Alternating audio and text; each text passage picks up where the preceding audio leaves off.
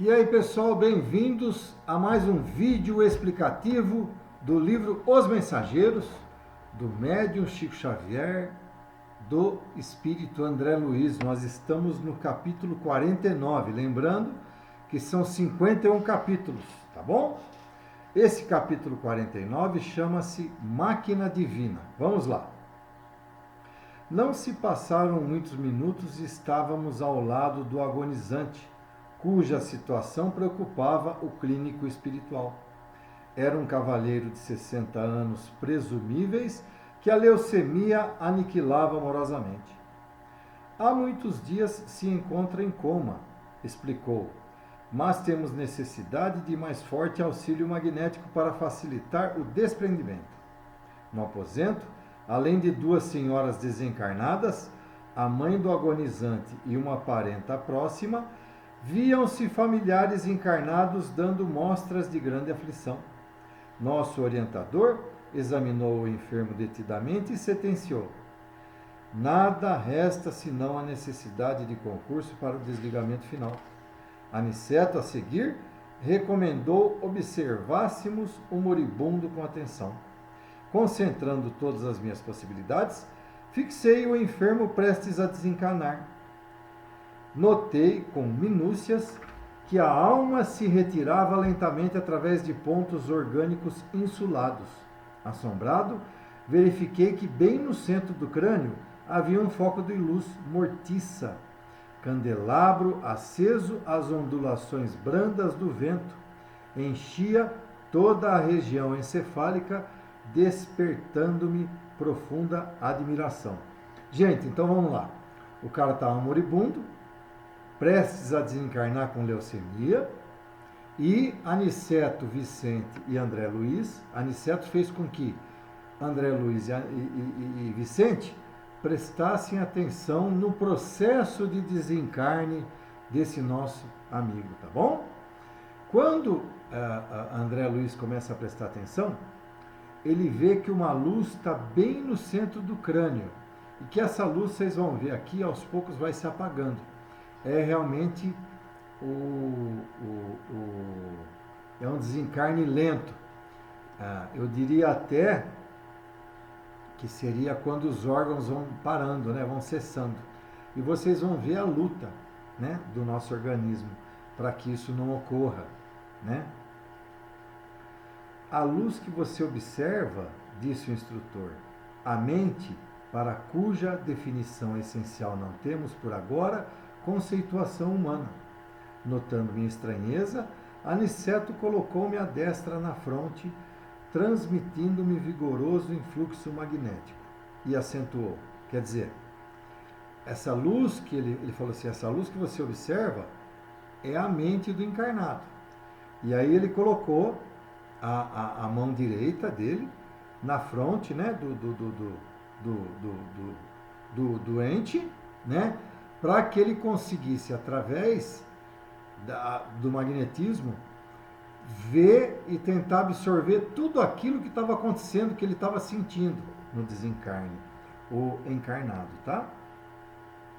Repare a máquina divina do homem, o tabernáculo sagrado que o Senhor permitiu se formasse na terra para a sublime habitação temporária do Espírito. Agora, André, não está você diante de uma demonstração anatômica da ciência terrestre, examinando carne morta e músculos enrijecidos. Por que ele está falando isso? Porque André Luiz foi médico antes de desencarnar aqui na Terra, e que evidentemente quando tinha as autópsias, etc. tal, ele verificava o que havia conhecido, o que havia acontecido com os mortos, né, com o desencarne, para tirar laudos médicos, tá bom? Observe agora. O olho mortal não poderá contemplar o que se encontra à sua vista neste instante. O microscópio é ainda pobre, não obstante representar uma nobre conquista para a limitada visão humana. A cooperação magnética do querido mentor modificara a cena e fui compelido a concentrar todas as minhas energias a fim de não inutilizar a observação pelo golpe do espanto. A luz mental, embora fosca, quer dizer, A mente, embora tivesse fosca, porque estava indo embora, né? Tornara-se mais nítida e o corpo do moribundo agigantou-se, oferecendo-me espetáculo surpreendente aos olhos ansiosos. Muito bem. André Luiz pediu para que, Vicente, oh meu Deus do céu, Aniceto pediu para que André Luiz focasse no corpo, né, dessa pessoa que estava desencarnando e que aquela visão dele se transformasse num telescópio para se aproximar e ver o que estava ocorrendo dentro do corpo humano daquela pessoa que estava desencarnando. Então, vocês veem a capacidade do espírito. Lembrando que lá no começo, gente, desse livro dos mensageiros, tanto André Luiz como Vicente, eles foram colocados em uma máquina para que a visão e os sentidos dele ficassem mais aguçados. Vocês, quem não sabe, volta lá atrás, tá bom? Bem no comecinho do livro, vejam lá o vídeo explicativo dessa parte, né? Essa máquina fez com que os sentidos de visão, audição, todos os sentidos, né? Dele, inclusive magnéticos, fossem aumentados não sei quantas vezes. E ele não soube explicar sequer que tipo de máquina que era, tá bom?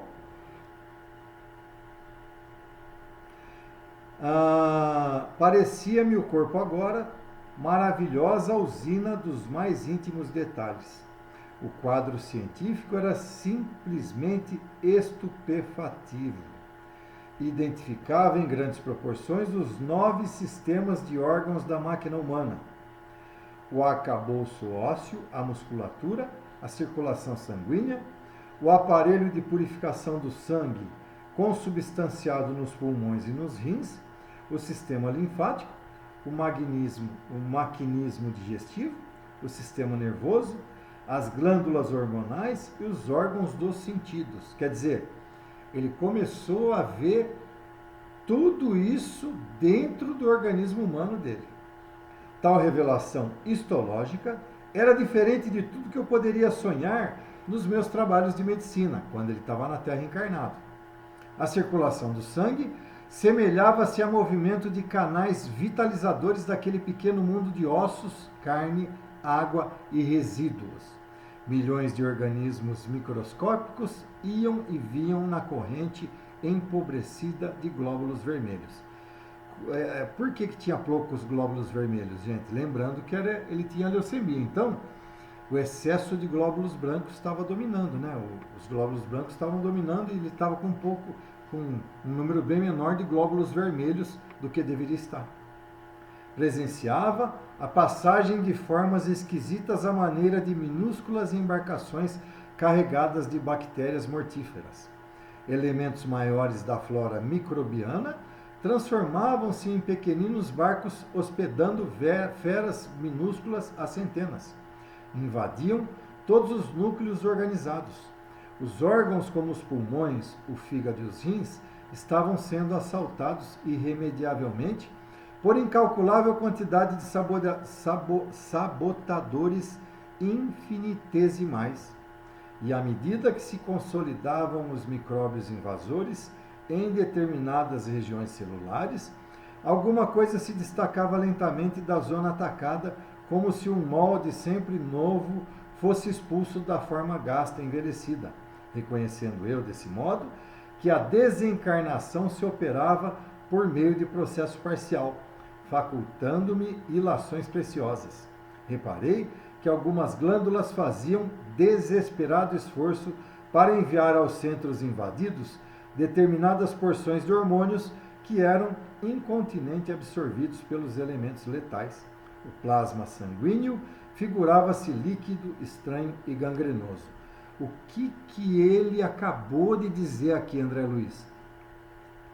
Que ele percebeu que a maneira que o corpo ia desencarnando, que o corpo humano ia perdendo forças, todos aquelas bactérias, aqueles vermes, tudo aquilo que corrói o nosso organismo, que estava lá num estado letárgico, quer dizer, por quê, gente? Quando as nossas defesas funcionam, enquanto a gente está são, as nossas defesas funcionam, essas bactérias ficam todas no estado dormente, letárgico que a gente fala. A partir do momento que as nossas defesas, que nós perdemos a nossa imunidade, essas bactérias ganham vida e começam a tomar conta do nosso organismo, né? Um por um. Vai lá e tome conta do fígado, vai na parte intestinal, vai, enfim, né? Então, é uma festa, né, das bactérias. E ele fala assim de uma maneira bem clara, né? Ele percebe que à medida que o organismo vai perdendo a vida, né, que o corpo vai deixando de ter vida, então que as bactérias, os vermes, tudo que é de ruim, que estava no estado letárgico, vai tomando conta. E no final, ele ainda fala, né? Algumas glândulas faziam desesperado esforço para enviar aos centros invadidos determinadas porções de hormônios, que eram incontinentemente absorvidos pelos elementos letais. Quer dizer, ainda num ato de desespero, né, algumas glândulas conseguiam mandar alguns hormônios como se fosse defender determinados locais. Só que era tão fraco, que ainda as bactérias tomavam conta de tudo. Olha que coisa maravilhosa, gente. Pela excessiva movimentação da onda mental, observei que o moribundo tentava readquirir a direção dos fenômenos orgânicos, mas em vão. Todos os complexos celulares atritavam entre si e as bactérias pareciam gozar o direito de multiplicação crescente e festiva. Ou seja, né, por mais que o organismo tentasse, as bactérias, eles faziam uma festa, como a gente fala, né? Ele fala assim, ó, as bactérias pareciam gozar o direito de multiplicação crescente e festiva. Fazia festa, né? Por mais que lutasse. Está vendo a máquina divina formada pelo molde espiritual pré-existente? Perguntou Anicete. O corpo do homem encarnado é um tabernáculo e uma bênção. Nesta hecatombe angustiosa de uma existência, pode você reparar que todos os movimentos do corpo estão subordinados à administração da mente. Quer dizer, gente, pode falar o que for, o cérebro, a nossa mente, ela que comanda todo o nosso corpo, todas as reações do nosso organismo, né?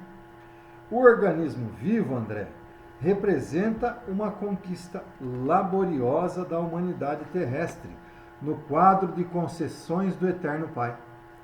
Pode você agora identificar os movimentos da matéria viva. Cada órgão é um departamento autônomo na esfera celular, subordinado ao pensamento do homem. Cada glândula é um centro de serviços ativo. Há muita afinidade entre o corpo físico e a máquina moderna.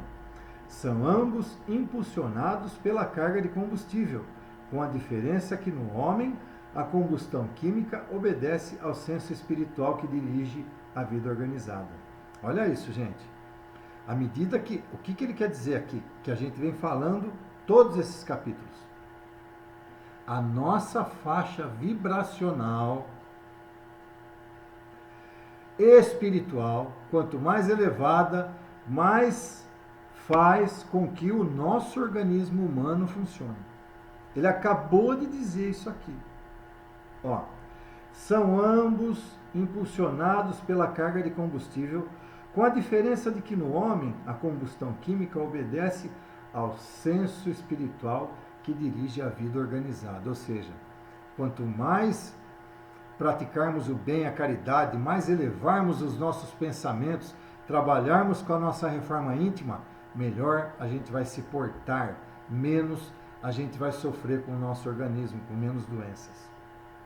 É na mente que temos o governo dessa usina maravilhosa. Não possuímos aí tão somente o caráter, a razão, a memória, a direção, o equilíbrio, o entendimento. mas também o controle de todos os fenômenos da expressão corpórea, ou seja, o controle de tudo aquilo que a gente vai ter, se vai ter doença ou não, se a gente vai ficar bem ou não. Todo esse controle é da parte mental, gente, é da parte espiritual que nós temos. Na sede mental e, consequentemente, no cérebro, temos todos os registros de distribuição dos princípios vitais aos núcleos celulares, inclusive a água e o açúcar. Ou seja, tudo é controlado, gente. Tudo. Os centros metabólicos são grandes oficinas de trabalho incessante. A mente humana, ainda que indefinível pela conceituação científica limitada na Terra, é o centro de toda manifestação vital no planeta.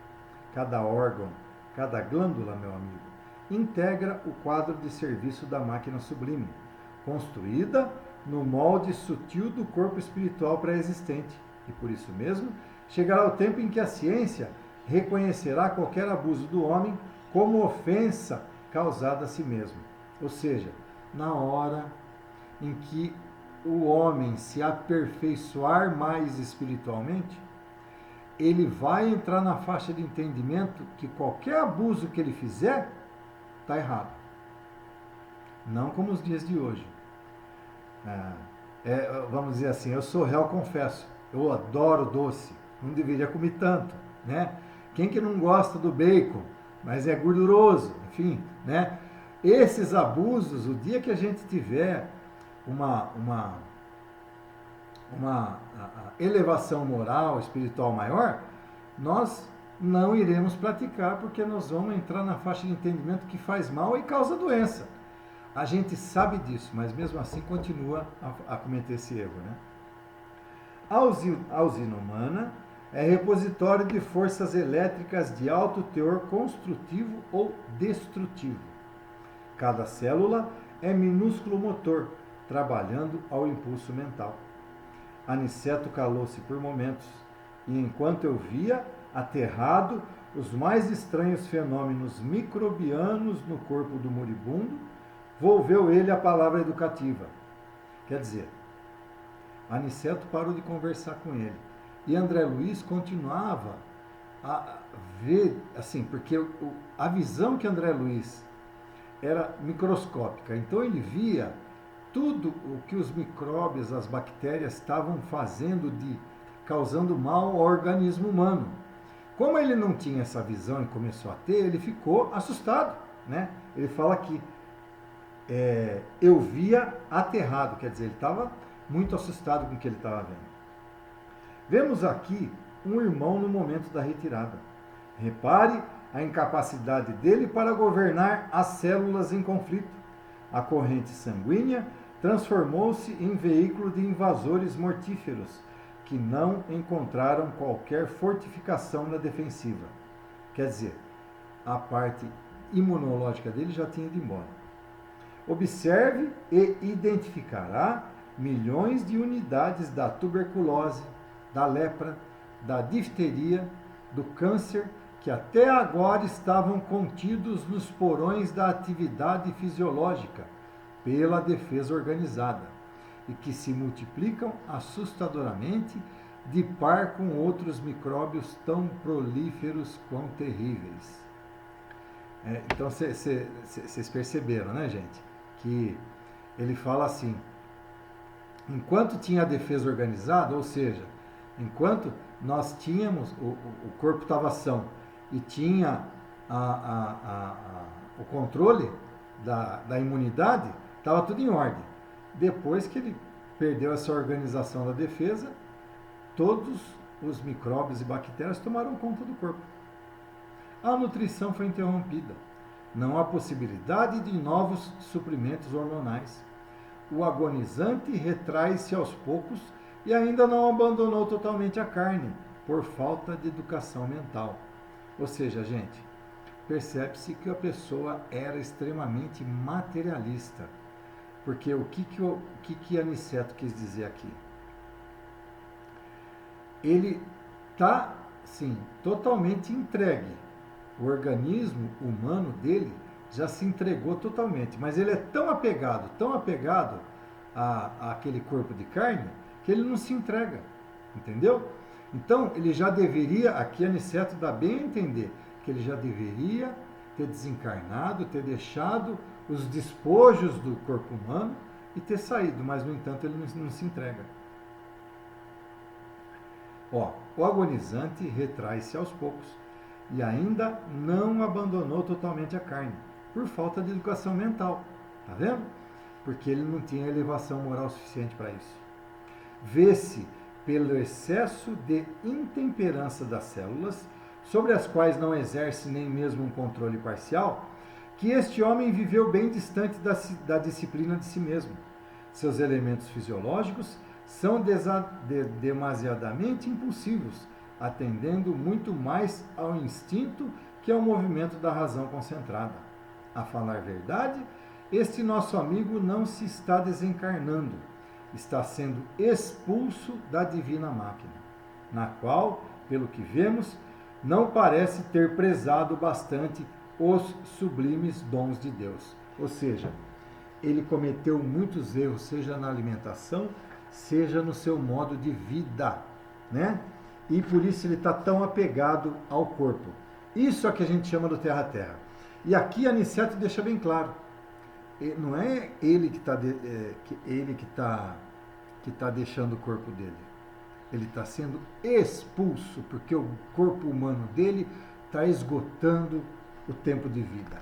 E a hora que ele desencarnar realmente, ele vai continuar no terra-terra, num estado completo de perturbação, e vai continuar nesse terra-terra até que ele acorde finalmente para a vida espiritual.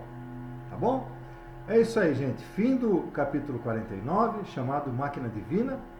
No próximo vídeo, nós estaremos no penúltimo capítulo, capítulo 50. Tá bom? Muito bem, vamos lá, gente. Curtam, compartilhem, inscrevam-se no canal. Quanto mais vocês curtirem, vão lá no gostei. Aí o YouTube entende que esse vídeo tem que permanecer ali na frente e vai estar sempre aparecendo em alguns algoritmos de outras pessoas espíritas que digitam espiritismo, por exemplo, no site de busca, e aparece esse vídeo para essas pessoas. Tá bom? Então é isso. Lembrando que, gente, eu não edito esse vídeo. Todos os erros na hora da leitura, os brancos que dão, a hora que eu paro, às vezes eu repito alguma coisa, né? Estão todos aí no vídeo, tá bom?